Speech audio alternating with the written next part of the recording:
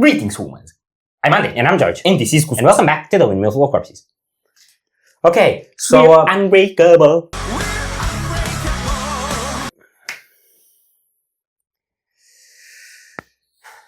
So he just plugged power metal in a deathcore reaction because why not? I don't even like Stradivarius, I just had to because obnoxious. Okay, so this is Unbreakable, the second single off of I Feel the Ever Black Festering Within Me, the upcoming Lorna Shore album coming in September. Because we do feel the ever black festering within us. I mean, I do feel some black, I'm not sure if it's ever. But is it festering? Oh, absolutely, that's the important part. Most things are festering within me, the black ones and the not so black ones. Anyway, nobody had any doubt that Lorna Shore is unbreakable. I think those of us who are on the receiving end of their unbreakable behavior, that's debatable. Are you ready? No. Oh boy.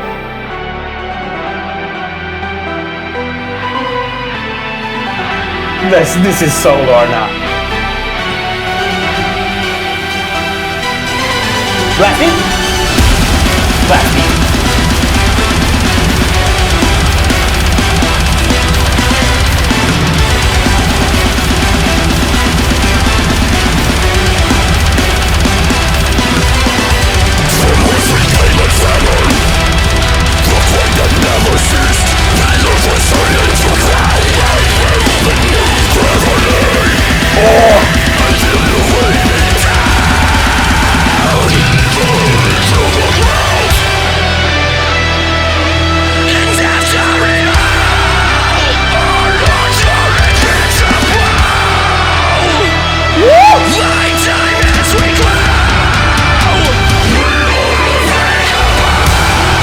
Nice!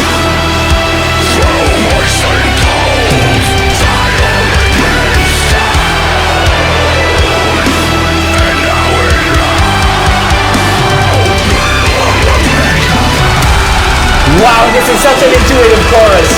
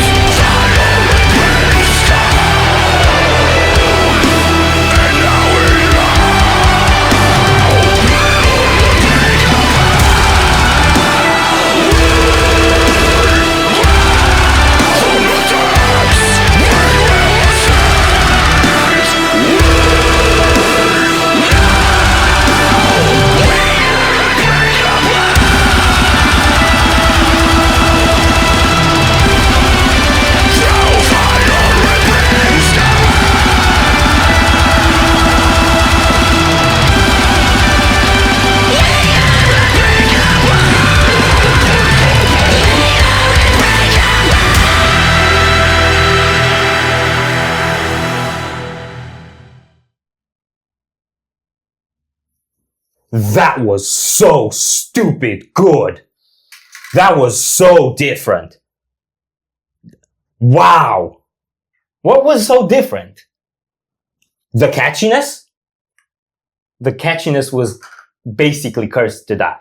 This was such a flashback to Cursed to Die for me. Yeah, no, I feel like the whole song is a lot more like sitting on a central idea than anything I've ever heard from Lorna Shore. They have some lighter bangers in terms of compositional complexity that don't take you on such a road trip. And they do have choruses. Yeah, that are like super memorable and epic like this. But this is just like a power metal level catchy. Speaking of the power metal plug you put in the beginning. So here's what I think actually makes most of the difference with this song. That caused that change in perception. The lyrics. Everything else they've done so far, even if it sounded uplifting, was always dark in lyric writing. And now it's We Are Unbreakable. And it's him with the audience there in that close contact and always doing the actually power metal stances with a, right? So, it puts you in that headspace of anthem and glory and just empowering sort of song. To me, this is such a great new direction for Lorna Shore to follow because it's such a song of unity and it's so well presented in the video. It's like such an intimate show setting. The whole crowd is screaming with them and you think of where they left off and what are the sort of things they dealt with at the end of the previous album, right? Like dealing with that in the way they did artistically is what breeds this, right? This is what follows. This is what's on the other end of that once you make it through. And I feel like empowering, uplifting anthems are something that I've gone kind of jaded by because they kind of just become cringy and imitate each other after a while and the magic that they have kind of goes.